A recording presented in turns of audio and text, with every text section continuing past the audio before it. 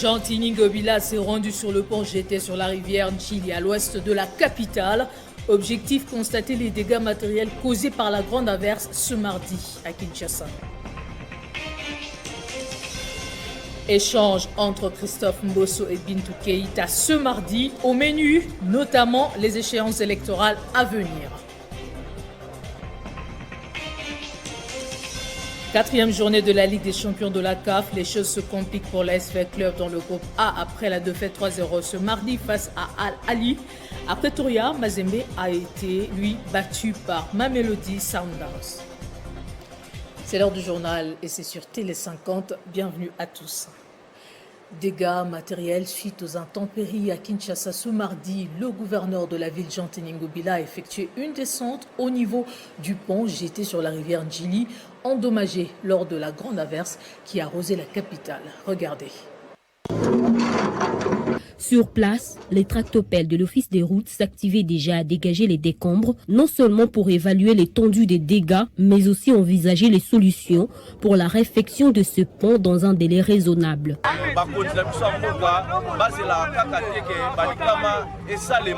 Nos autorités ne doivent pas seulement attendre que des incidents se produisent pour prendre des mesures.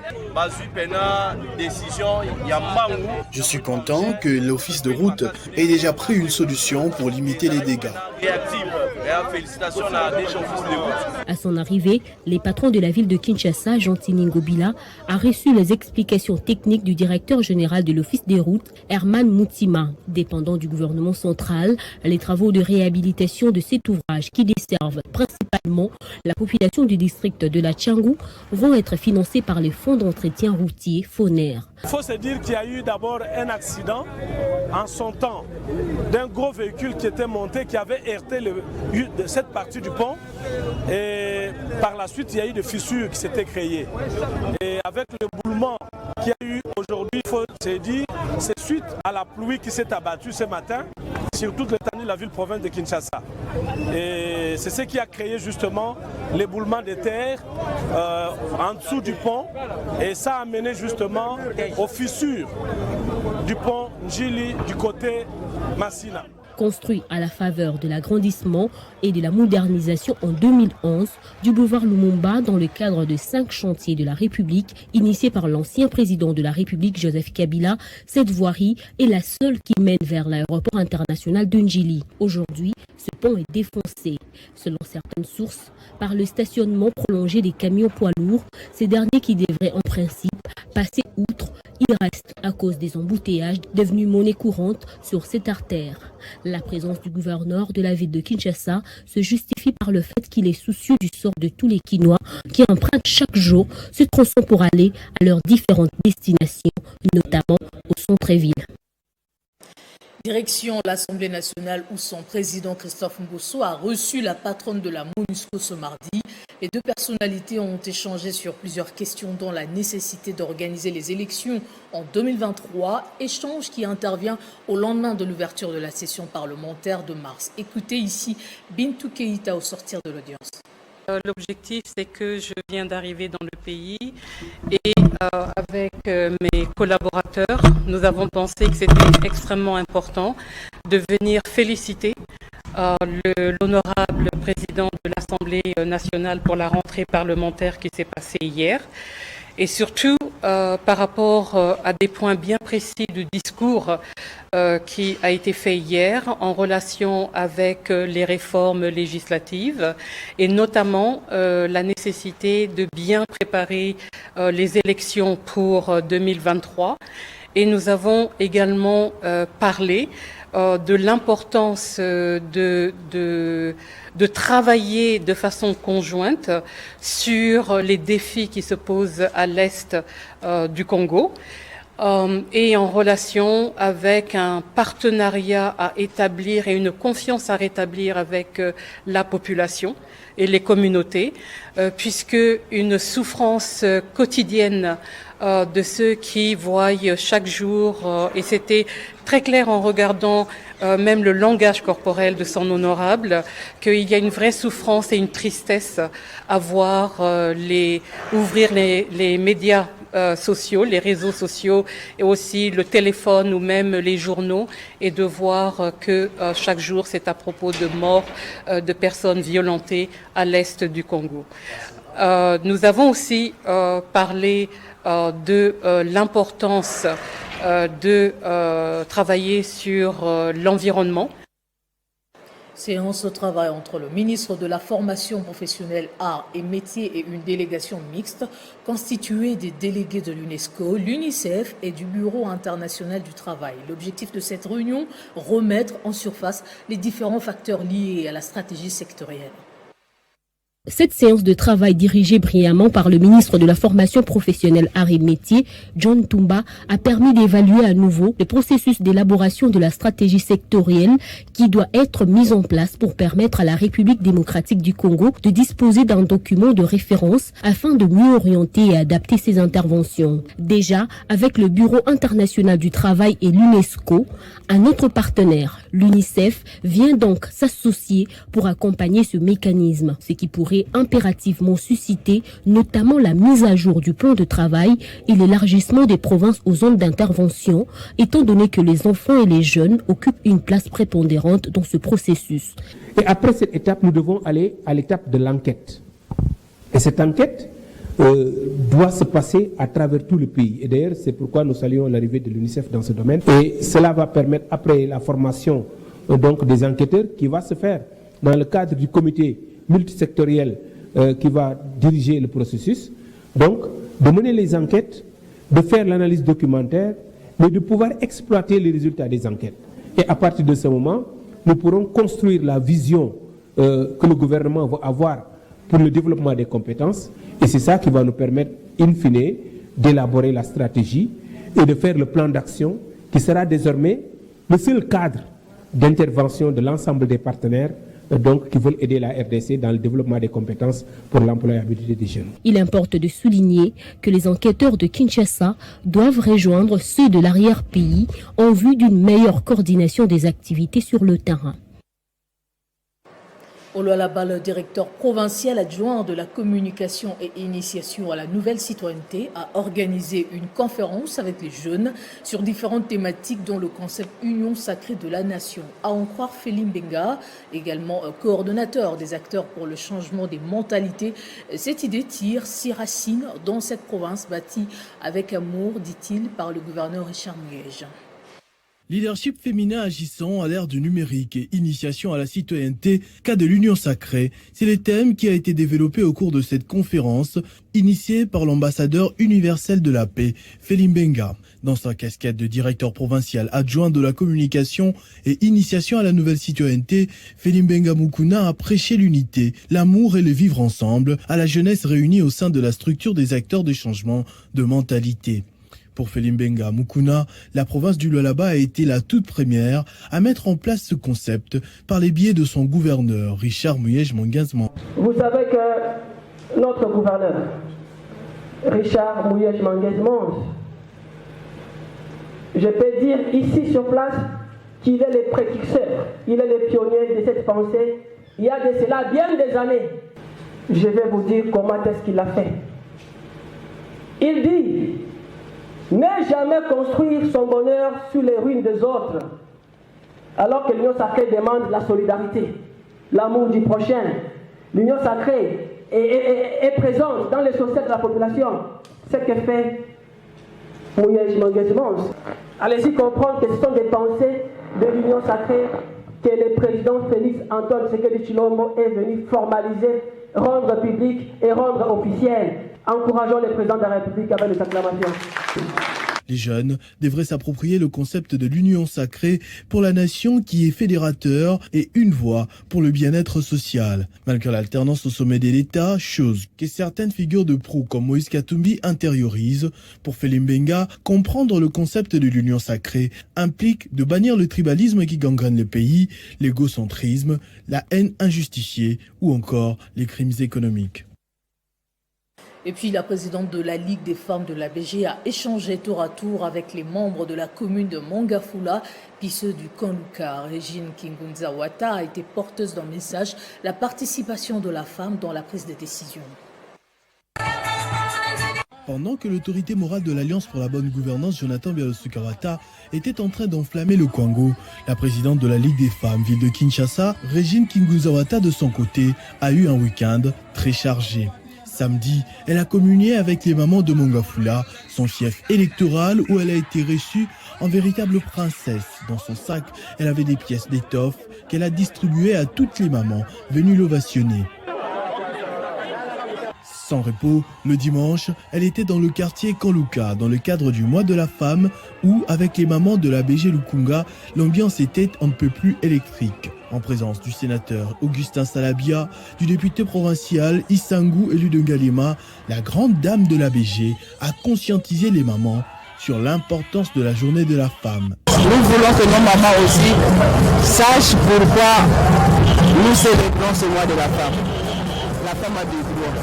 Nous voulons la part égale, équitable dans tout ce que nous allons faire et dans nos postes de décision. Nous puissions aussi avoir des femmes. Il n'y a pas de gâteau à faire. Nous voulons prendre ce que nous devons lui droit. La BG, parti cher à Jonathan Bialosu-Kawata, prouve chaque jour qu'il reste l'un des partis les plus populaires et implantés à Kinshasa, au Kanluka surtout, qualifié par les membres de la BG comme Zungu Yamafami, étant donné que ce quartier populaire de Kinshasa constitue un fief sociologique de l'autorité morale de l'Alliance pour la bonne gouvernance. Dans le registre similaire, Al Fondation, dirigée par le pasteur Alpha Lukaou, a organisé samedi dernier une matinée d'échange pour conscientiser les femmes pendant ce mois de mars. L'hôte du jour a exhorté les femmes à travailler leur leadership afin de parler de la vraie parité avec l'homme. Tout a commencé par une caravane motorisée partie du boulevard du 30 juin jusqu'au village Plaza à Limité 16e rue. Prenant la parole devant les hommes dédiés et personnalités sociales, le pasteur Alpha Lukaou a félicité les femmes membres de son association qui travaillent sans répit pour la conscientisation de la femme dans la société. Essayons de faire de son mieux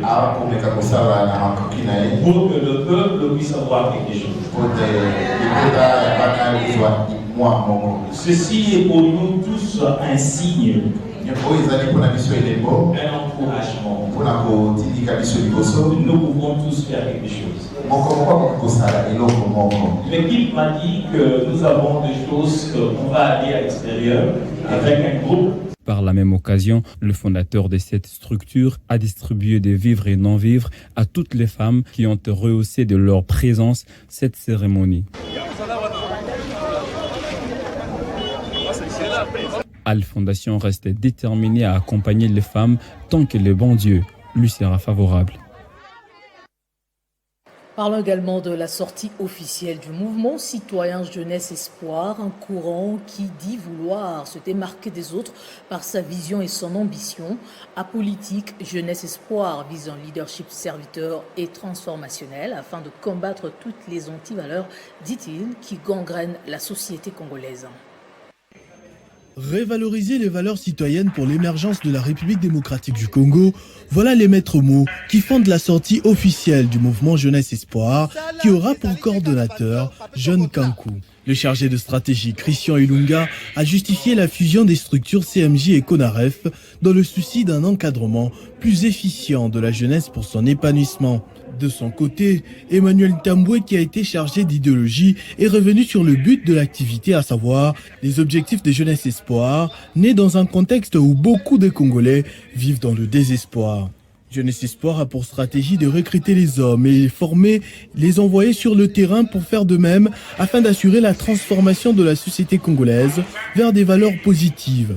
Contrairement aux autres mouvements citoyens qui ne se constituent qu'en des groupes de pression, Jeunesse Espoir œuvre dans tous les secteurs de la vie nationale avec un accent particulier sur la formation de l'homme pour implémenter ses valeurs citoyennes dans tous ces secteurs. Nous sommes un mouvement citoyen qui met l'accent sur la transformation de l'homme qui doit intérioriser les valeurs citoyennes pour transformer ce pays, parce que ce pays, son problème, c'est le problème d'antivaleur.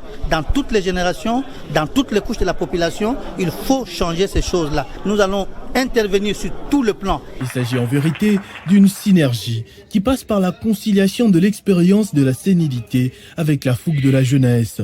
Le tout pour assurer la pérennité de la RDC par la jeunesse. C'est le coordonnateur provincial ville de Kinshasa, Jean-Nestor Kimolé, qui avait présenté le membre de ce mouvement citoyen, à ce jour déjà présent également au Grand Katanga et dans le Grand Kivu.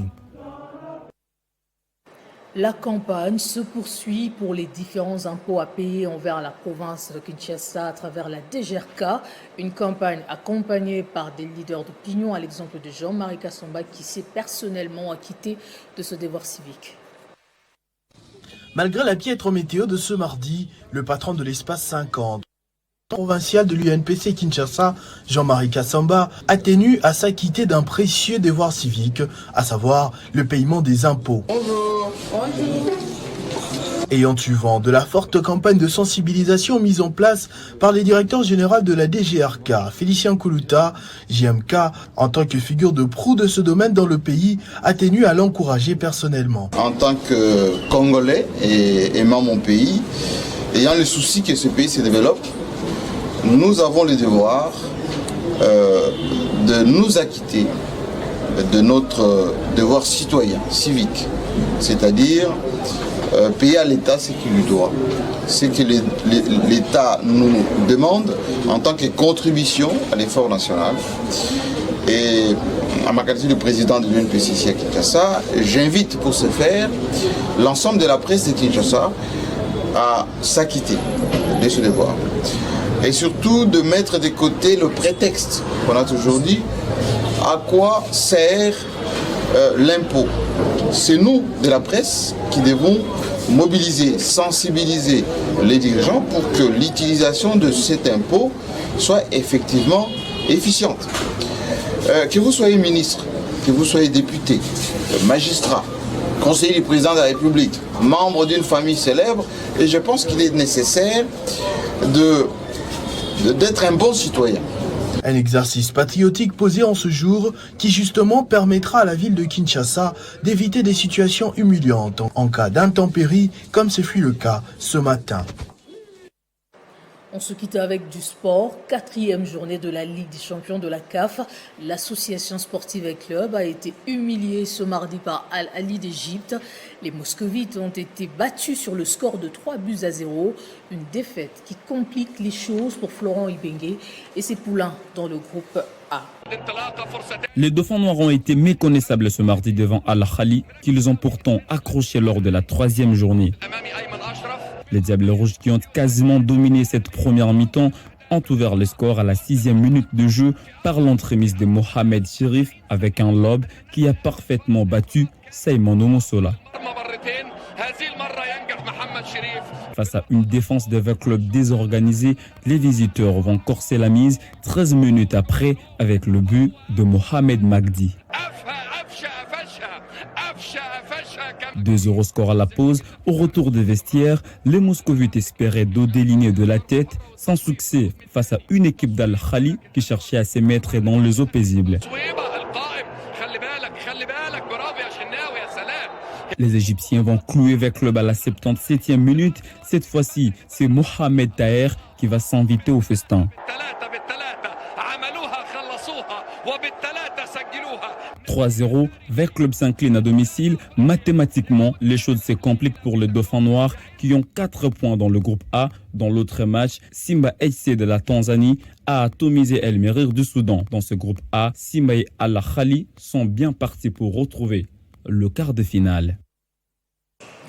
Et en Afrique du Sud, le tout-puissant Mazembe a été battu par Mamelodi Sundowns sur le score étriqué d'1-0. Mazembe rétrograde en dernière position puisque dans l'autre match, ce groupe Belouizdad et Al Hilal se sont quittés dos à dos. Place au rappel des titres. Gentini Gobila s'est rendu sur le pont GT sur la rivière Djili à l'ouest de la capitale. Objectif, constater les dégâts matériels causés par la grande averse ce mardi à Kinshasa. Échange entre Christophe Mbosso et Bintou Keïta ce 16 mars. Au menu, notamment les échéances électorales à venir.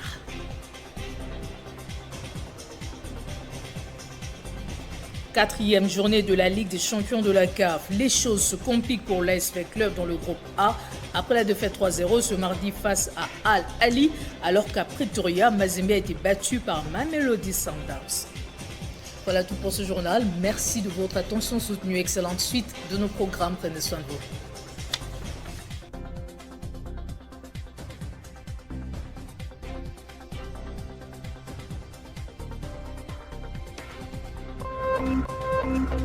Téléchargez les infos Télé 50 sur www.télé50.cd.